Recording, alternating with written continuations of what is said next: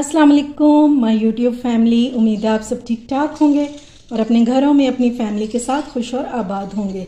आज मैं शेयर करूंगी आपके साथ एक बहुत ही मज़ेदार सी शोरबे वाले गोश्त की रेसिपी। बगैर किसी स्मेल के बहुत ही जायकेदार और खुशबूदार ये गोश्त जो है बनके तैयार होता है और बोटी ऐसी कि ये देखें बिल्कुल मक्खन जैसी नरम होगी और खाने में आपको मज़ा आ जाएगा। इसके साथ आप नान मंगवाएं और इन्जॉय करें।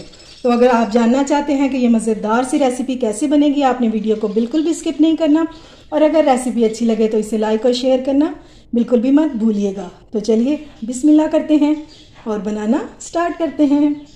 तो सबसे पहले मैंने ले लिया इसके लिए मटन। ठीक है, ईद गुजरी है तो सबके घरों में गोश्त होगा, तो इस गोश्त को निकालें और ये मज़ेदार सी रेसिपी आज ही बनाएं। इसकी क्वांटिटी है तकरीबन आधा किलो से थोड़ा सा ज़्यादा है। मैंने मिक्स गोश्त लिया है।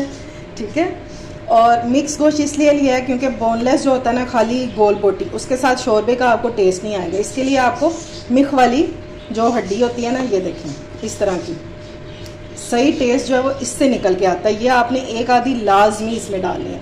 ठीक है, मैंने भी मिक्स गोश्त ही लिया है ताकि हमारा जो शोरबा है वो जायकेदार सा बने। इंशाल्लाह कोई स्मेल वगैरह नहीं आएगी, बहुत ही खुशबूदार और जायकेदार सा ये शोरबा बन के तैयार होगा। तो चलिए देख लेते हैं कि ये बनेगा कैसे। अच्छा जी, इस गोश्त को बनाने के लिए हमें चाहिए प्रेशर कुकर।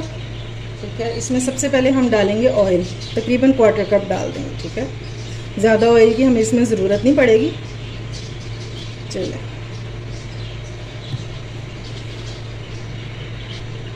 अब इसमें डाल देंगे 2 स्टिक्स हैं दालचीनी की और एक ये बड़ी इलायची है, ये डाल देंगे। इसको हमने थोड़ा सा भून लेना, तकरीबन 10 सेकंड तक इसको भूनेंगे। अब हम इसमें डाल देंगे अदरक लहसुन का पेस्ट 1 टेबलस्पून और इसको हमने थोड़ा सा भून लेना,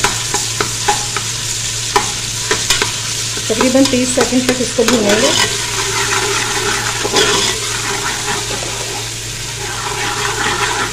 अदरक लहसुन को थोड़ा सा भूनने के बाद हम इसमें डाल देंगे गोश्त, क्योंकि गोश्त को हमने अदरक लहसुन के साथ भूनना है।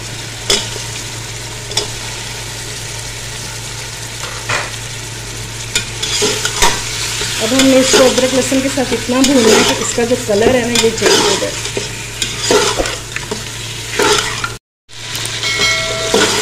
ये नहीं, गोश्त हमारा बहुत अच्छे से भून गया, कलर टोटली चेंज हो चुका है और गोश्त का अपना जो स्मेल वाला पानी है ना, वो भी बिल्कुल ड्राई हो चुका है।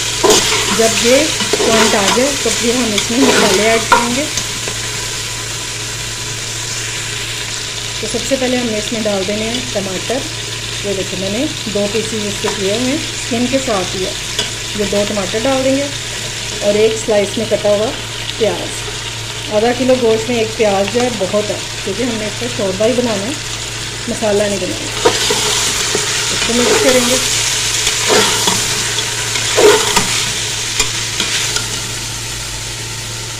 और इसमें डालेंगे बेसिक मसाले। तो सबसे पहले जाएगा नमक अपने टेस्ट के मुताबिक, सूख मिर्चों का पाउडर डालूंगी 1.5 टीस्पून,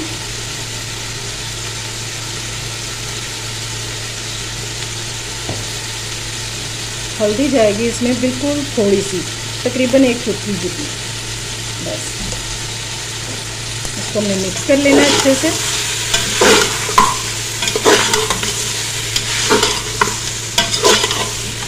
अब इसमें डालेंगे पानी, और पानी मैंने इसमें डाला है 2 कप। इतना पानी बहुत होगा इसको गलाने के लिए।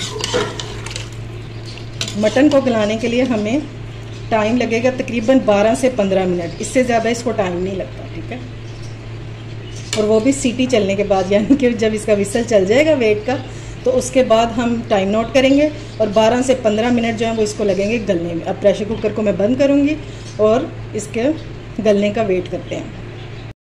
अच्छा जी, गोश्त हमारा जो है ये गल चुका है और इसको मैंने पतीली में डाल दिया हुआ ताकि हम इसको भून सकें।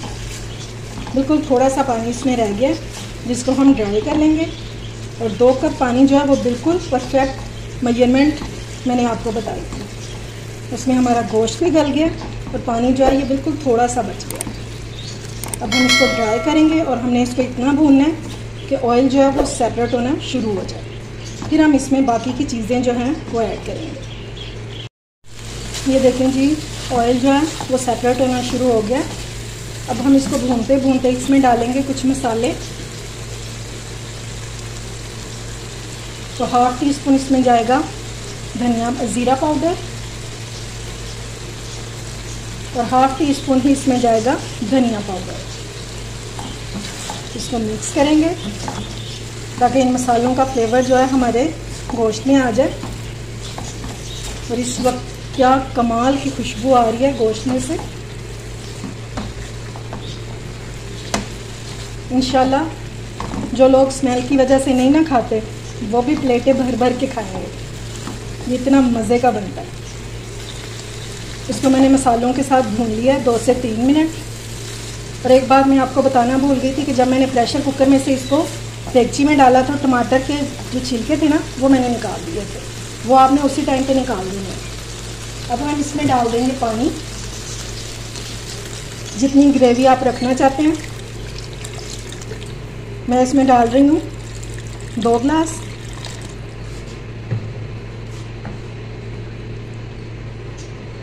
और अब हम इसको मिक्स करके कवर कर देंगे 10 मिनट के लिए मीडियम टू लो फ्लेम पे।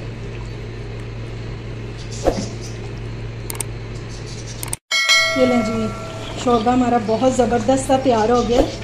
लेकिन मैं इससे ज़्यादा गाढ़ा नहीं करूँगी। अगर आपको पतला शोरबा जो है, ये देखिए ये ना ज़्यादा पतला है और ना ही ज़्यादा गाढ़ा है।